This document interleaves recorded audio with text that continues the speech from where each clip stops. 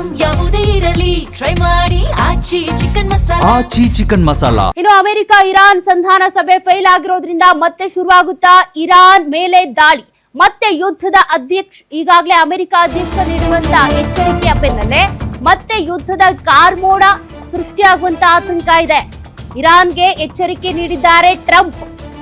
ಹಾರ್ಮುಜ್ ಜಲಸಂಧಿಯನ್ನ ನಾವೇ ಮುಕ್ತ ಮಾಡ್ತೀವಿ ಅಂತ. ಇದ್ರ ಪರಿಣಾಮ ಹೇಗಿರುತ್ತೆ ಹಾಗಾದ್ರೆ?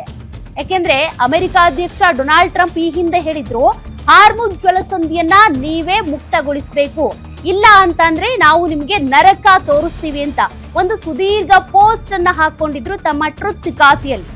ಈಗ ಸಂಧಾನ ವಿಫಲವಾದ್ರೂ ಕೂಡ ಯುದ್ಧ ಅಂತೇಳಿ ಏನ್ ಹೇಳಿದ್ರಲ್ಲ, ಅದ್ರ ಪರಿಣಾಮ ಎದುರಿಸಬೇಕಾಗುತ್ತಾ ಇರಾನ್? ನಮ್ಮ ಜೊತೆ ಒಪ್ಪಂದ ಮಾಡ್ಕೊಳ್ದೇ ಇರೋದು ದುರಾದೃಷ್ಟಕರ. ಇರಾನ್ ಮೇಲೆ ಮತ್ತೆ ದಾಳಿಯ ಸುಳಿವು ನೀಡಿದಂತ ಡೊನಾಲ್ಡ್ ಟ್ರಂಪ್. ಹೀಗಾಗಿ ಈಗ ಮತ್ತೆ ಆತಂಕ, ಭಯ, ಭೀತಿ ಹೆಚ್ಚಾಗ್ತಾ ಇದೆ. ಅಮೆರಿಕ, ಇಸ್ರೇಲ್ ಎರಡೂ ಕೂಡ ಜಂಟಿಯಾಗಿ ಇರಾನ್ ಮೇಲೆ ಮತ್ತೆ ದಾಳಿಗಳನ್ನ ಮಾಡಿದ್ರೆ ಅದರ ಪರಿಣಾಮವನ್ನ ಅಲ್ಲಿರುವಂತ ನಾಗರಿಕರು ಕೂಡ ಫೇಸ್ ಮಾಡ್ಬೇಕಾಗುತ್ತೆ.